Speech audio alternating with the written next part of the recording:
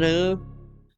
Hello, everybody. Welcome to this episode on the Nutmegs and Nisai's podcast. This is the final episode before the big one.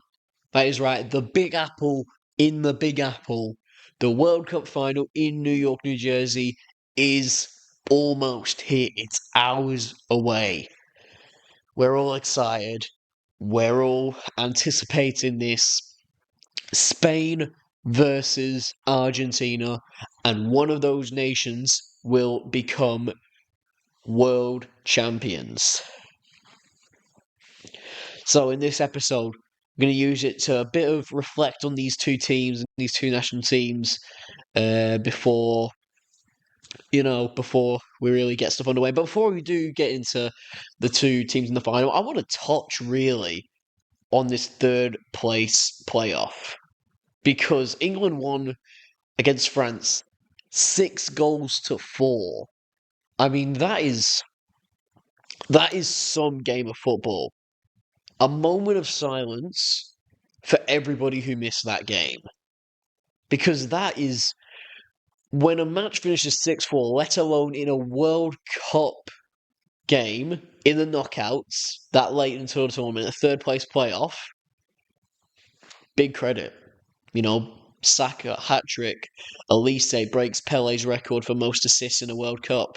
Mbappe, he's now become the World Cup all-time top scorer, for now at least. And you've also got Jude Bellingham scoring again. Honestly, Jude Bellingham and Kylian Mbappe, I know they've been knocked out by Spain and France, but those two are probably my players of the tournament. In my opinion, I think they've been the best players. But yeah, we'll obviously see who gets player of the tournament tomorrow. With that, it's also worth noting that this third place playoff, you look at the starting lineups, Kane's not starting, Rashford and Saka, who haven't really played much in this World Cup, aren't starting. For France, there's a couple changes here and there. But, it's almost like there was a much more reserved team. And I guess that's understandable as both teams, they're not playing for the big World Cup. But still, the World Cup third place playoff, some people say it's just like a friendly and all that. But to a nation, like in the last World Cup, Croatia and Morocco, to two smaller nations, that would mean a lot to get a bronze medal at the World Cup.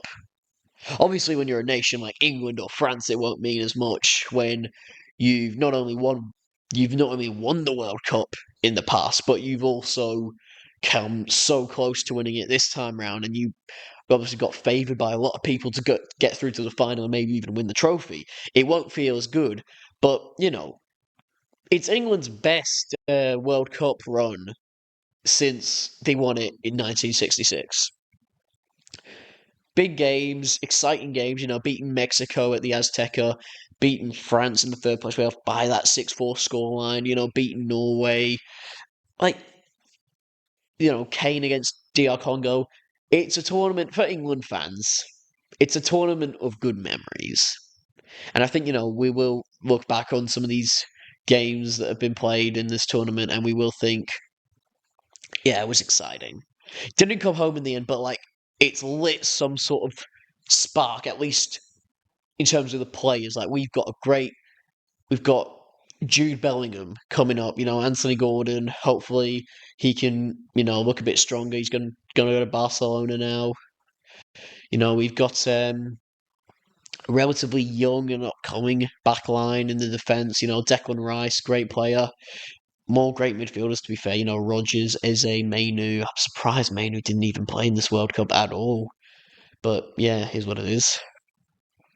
And who knows whether or not we'll have Harry Kane at his best for the next World Cup. But, Harry Kane, still a lethal force for England. Good striker of the ball, good finisher. Stamina needs a little bit of work, but, it's been full of great memories for England. And as for France, I mean, hold your heads up high. You lost to Spain, you lost to England, but you still looked by far one of the best teams in the tournament, if not the best. by the way you play, the way you score goals, the way you defend. Like, you've been one of the best teams in this tournament. So moving on now, let's look at these two teams. And then by the end of it, I will give you my verdict on who I think will win this game. So, Argentina started off this tournament 3-0 win against Algeria, 2-0 win against Austria, all the goals scored by Messi. And then they beat Jordan 3-1. And then, yeah, Messi scores again. Lo Celso gets a goal. I think Martinez scores as well. Like, they look very good. And I don't think much people favoured Argentina to go so far. But that's just the group stage. And before this World Cup, I said that people, especially the Messi fans, need to be ready to note that we're not going to see the exact same Lionel Messi that we saw in Qatar. But yeah, here we are now. And yeah. So now we're here. And Messi's just had an absolute belter of a tournament. Then you go into Cape Verde, who had a great tournament, and Messi and Lisandro Martinez and Lautaro Martinez, they all look strong. Hard challenger, though, Cape Verde, but, they get the job done in the end. Then Egypt, the controversial game, but still come back from 2-0 down to win 3-0. 3-2, sorry. Then Switzerland, they win the quarterfinals, and then England in that very heated game in Atlanta, being 1-0 down, and then in the last 10 or so minutes, Messi comes up with some magic, and then Enzo and Martinez fire us all the way to New York. So it's been a good tournament for Argentina, but I still stand by what I said on how Messi's been their biggest impact, and I think if you do take him out of the game, then a lot of the other players will struggle. Because, let's be real, Messi has been the best player for Argentina in this tournament. He's been their only real good player. And if you want to say that in the quarterfinals and the semifinals that other players have stepped up their game a bit, it's because of the experience and the leadership of Lionel Messi. Like, if you took Messi, if they did not have Messi in this tournament, or even if they had, like, a young Messi, if, say, Lautaro Martinez or Julian Alvarez delivered the numbers that Messi's delivered in this tournament, they would not be able to go as far because they would be struggling. They would be, they wouldn't have much leadership. They wouldn't have that experience. They wouldn't have that belief that Messi brings them. So, yeah, again, I say it again, Messi, phenomenal player, an absolute legend of the game, one who I think the football fans of generations are going to remember for a long, long time.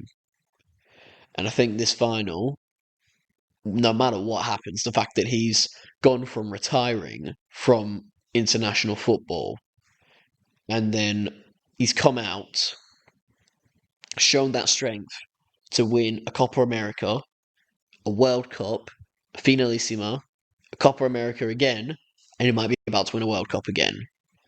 Like, the mental strength that, after what he went through, to not only miss those penalties in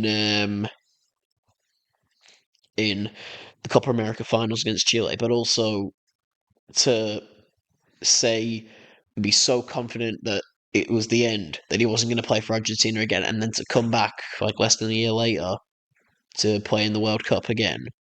Like, that mentality is one of the things that makes great players who they are and who they are in terms of their personality, their character, their leadership, whether they're a good captain or not, whether they're going to be able to do this for many, many years into their late 30s, and Messi's done exactly that. So, yeah, if he wins this World Cup with Argentina, then, credit to him for being great, great player, a great leader, and for just being a generational player. Have you ever want to be famous in the football world?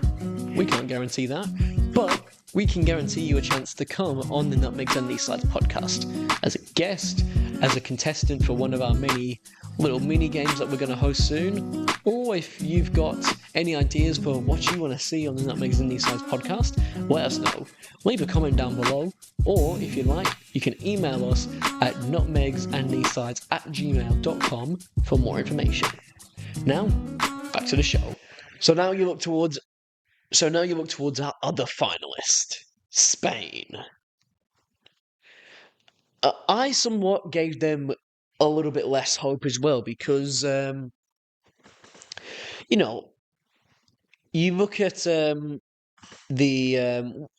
what I said about having Mikel Oyarzabal up top, Ferran Torres up top, like players like that, and like you think you're never going to win a World Cup with them up top. Not when you're competing with teams who have strikers like Harry Kane and Mbappe and Haaland and Messi. But think Spain have won their games not through their attacking ability. Maybe at times, yes, but not through their strikers, but through their defensive record. Like Unai Simon, I would be absolutely stunned if, come the end of that final, he's not walking out of the stadium with the Golden Glove in his hands. Because he's proved me wrong. He's proved a lot of other critics wrong about whether or not he starts over David Raya and Joan Garcia. And to be fair, coming the next Euros, we're going to be saying the same thing. Does Unai Simon should he be starting against David Raya? Because David Raya, since like the Euros and that, he's only gotten better. And but yeah, Unai Simon stays the first choice. So yeah, it is what it is. But Spain, and not just to Simon, Pedro Porro, Cucurella, Kubasi, Rodri, that whole defensive effort that Spain have put in this whole tournament has gotten them to where they are right now in the final. Now, Oyarzabal being their main striker, like I said, that's not going to win you a World Cup, and I thought that was proven in the Cape Verde draw, where they draw 0-0, but to be fair, Vozinha was incredible. Then they start firing against Saudi Arabia. Then Alex Baena scores from Muslera's bigger fumble. But in that very same game against Uruguay, Ferran Torres missed an easy chance. And that, like I said, that inexperienced, low-quality striker is not going to win you a World Cup. But Oyarzabal, I think he's got 5 goals in this World Cup. So he's definitely proven me wrong, at least. Because Spain then went on to beat Austria 3-0. Then they beat Portugal 1-0. So getting rid of Ronaldo. Then they beat Belgium 2-1. Again, big game. Again, excitement. They can see their own goal of the tournament. And then France was the big challenge. And they still overcame it, Pedro Porro scores. Oyarzabal scores from the penalty spot. And they do well. And they do what England, like I said, they do what England didn't do and went 1 or 2 goals up, and they didn't give up. They didn't sit back. They didn't relax. They just kept on going forward. They kept on charging. They kept on fighting hard to get their result. So yeah, Spain definitely have a good mentality, and I think that's been their biggest part of they've got a good mentality, they've got a good fight in them, and that's what has gotten them to this World Cup. It's not been their goal scoring. Definitely not. I mean, they've only won one game against Saudi Arabia by more than 2 goals. Well, I guess you got Austria too, sorry. Austria, they win 3-0, but 1-0 against Portugal, 2-1 against Belgium, 2-0 against France. It's that defensive effort and that defensive strong mentality that they have, particularly in their midfield too. I mean, their midfield is very good. When you got Pedri, Ruiz, Merino, who will get a goal here and there. So yeah, big credit to Spain. All right, now for the big moment. Before we wrap it up, there is the big question. Who is going to win the World Cup? So first of all, we've got exactly what I say about England. I'm going to reiterate it all. If you want to beat Argentina, you need to take Messi out of the game. And in order to take Messi out of the game, there's 3 rules. Rule number 1, you don't give him or any of his other teammates space at the top of the box. Because we've seen what Messi can do, and we've seen what they can do too as well. But Messi, whether he shoots from the top of the box, whether he creates a chance from the top of the box, you do not give him space around the D. Rule number 2, you don't concede corners. Every team's going to concede corners, no doubt about it. But at the same time, you can just hit it out to the side. You can hold the ball up, hold it up, try and see if you can take them. But like, if you concede a corner, Messi is a brilliant passer. He will be able to find a teammate. And rule number 3, you have to force him onto his weaker foot. All right? Despite, what Messi was able to do against England, where he crossed it for Lautaro Martinez's goal on his right foot with all that pressure, despite that, he is a left-footed player, and it's well known, because everyone says Messi's left-footed. He's not two-footed. All right? So anyone who wants to try and beat a player, you have to put them on their weaker foot. And for Messi, that's his right. So, when he's on the right side, as he often is, try and force him to the byline. Try and, if he's in the middle of the pitch, try and force him to go right just a little bit, just like a touch. Like if he's in the very centre, if you can force him to take a couple steps out and then commit a challenge, just maybe not commit, not aggressively, but if he takes a touch and you just want to just take the ball away from him, just stick a foot in and lose the ball, that's what you'll do to get rid of Messi. Now, how to get rid of Spain? Like I've said, Spain's key in this tournament has been their defence. And the only way you can really crack open a defence is by you have to give them pressure. You have to tire them out. We all know the Spanish way, the tiki-taka football. The problem with tiki-taka is that if you're playing a team that plays good tiki-taka possession-based football, if you have the ball, then they can't use what they know. However, you having the ball is not very easy, and you won't be able to score much when you're going up against the best the best defense in the tournament. So, what can you do to beat Spain? The way you have to look, maybe, the only goal they've scored from this tournament was De Ketelaere against Spain when he was playing for Belgium. They lost 2-1. That goal was crossed in and then he heads home. So, when you do that, they're going to have a tight defense. Your aim has got to be, you need to defend. You need to, because they are going to attack. They are going to try and get you on the counter attack, and they do have good attackers. Don't get me wrong. Oyarzabal, Lamine Yamal, Alex Baena. They've got good attackers, but think in order to break down the best defense of the tournament, you need to break them down of create an attack or create some pressure in their lapses.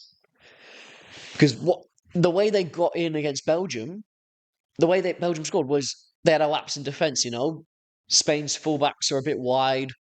They've got 2 defenders in the box trying to take the attacker. It's a tall attacker, to be fair, to Ketelaere, and that's why he's probably able to get to a header so well. But, your crosses have got to be on point. Bring a fullback out and create space. And there's not much better players for that when you have Lionel Messi. So, a slow-paced game for Argentina is probably their best bet. A game where they can almost draw out If Messi can get on the right wing, bring Cucurella out with him, maybe put in a good cross, or maybe even Molina or Montiel, whoever plays it right back in the final, can do it. But you just need to create space and gaps in that defense, and that comes from playing your passes at the right moment, having your dribbles touch tight, and if you hold the ball, force them back enough, eventually there will be a gap, but there won't be many, so you have to take the ones that they offer you. Now, who will win? This is going to be quite tough. But here's the thing. We're going to be having a watch along live from the Nutmegs and These Sides studio. It will be the last watch along of the World Cup. We've not done many, but if there's one game that we couldn't miss out on, it's going to be this one. So, even just me giving my advice there, Argentina won it last in 2022 in the last edition in Qatar. You know, lots of players try for their second World Cup in a row, and they'll be the first nation to do that since Brazil in the days of Pele. Spain last won their World Cup and their only World Cup in 2010. And that was back in the days of Iniesta, Xavi, Ramos, Piqué. They've all retired now. Don't think there's much of those players from that World Cup squad for Spain that are still playing. Think like Pedro still plays football for Lazio. I know Juan Mata still plays his football here in Australia, but I don't think there's any footballers from that squad that are still playing top level football in Europe, because that was a long time ago. And now here they are. They're all ready. And even just me talking about how each player can have their impact, what each team has to do in order to win that game, it was very, very hard for me to think of a way off the top of my head, or even if I got more thinking time. It was so hard to think of a way on how to break down that Spain defense and not leave yourself vulnerable to their great attack and their midfield. So that is why my prediction is for Spain to go on and win the World Cup. If I had to give a score prediction, I'd probably say 3-1. Spain win 3-1.